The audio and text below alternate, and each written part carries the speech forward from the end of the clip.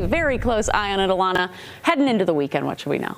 Coming fresh off of a winter storm. Feel it. You feel it out there because it is cold. And gosh, this is how we're supposed to feel this time of year. Crazy. We're out of shape from it, We are.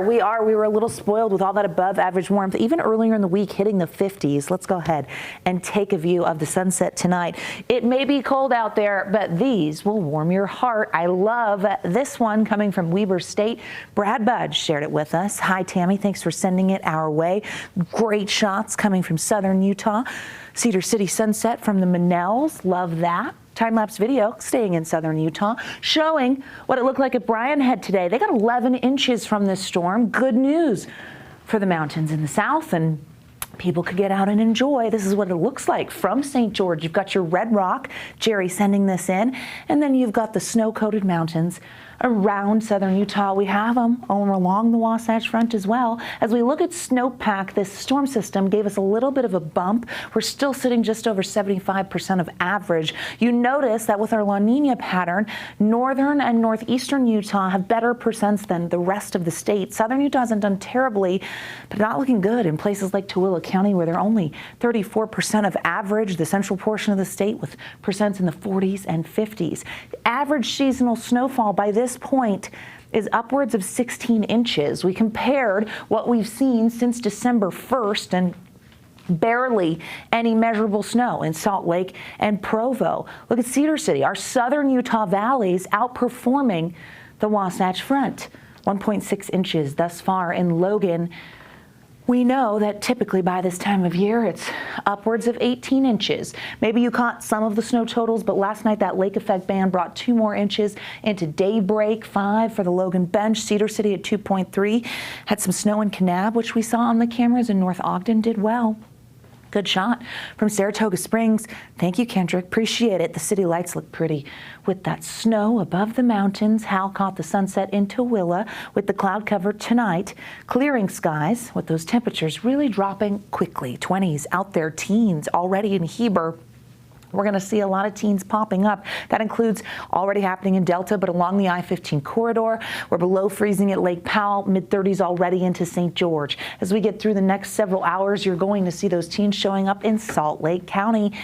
For the overnight, mostly clear skies, and we have dry conditions, and you will start the day tomorrow. If you're an early morning dog walker, a runner, it is going to be frigid. I say wait until the sun comes up, which it will. Black Desert Sky Cam showing clear skies in southern Utah as the sun was going down tonight.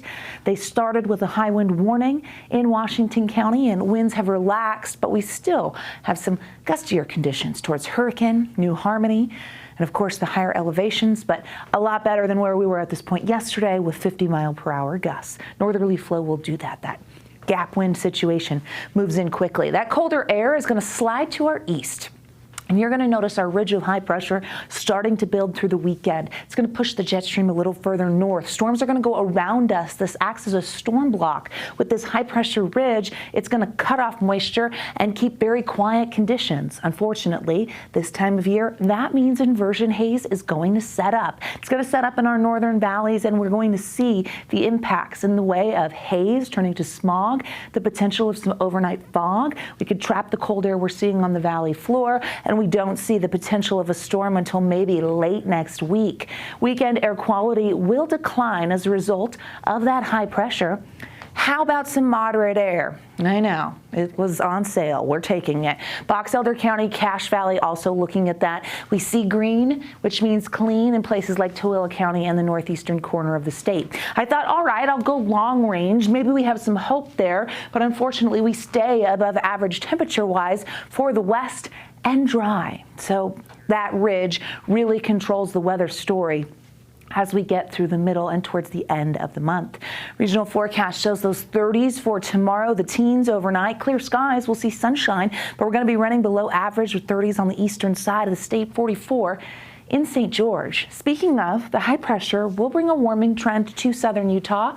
40s turning to 50s, and how about a 60 by Thursday? Okay, that's a quick bounce back that we'll see in southern Utah. Now, here is the Wasatch Front. Because we have that haze that's going to build, a lot of weather models want to push the numbers into the 40s. There's potential it gets there, or we trap that cold air and we see the valley floor staying in the 30s with haze. There is one thing you can't debate. We are going to stay dry for the next 7 days, and it is going to bring some frigid overnights. And the haze is getting comfortable, a little comfortable.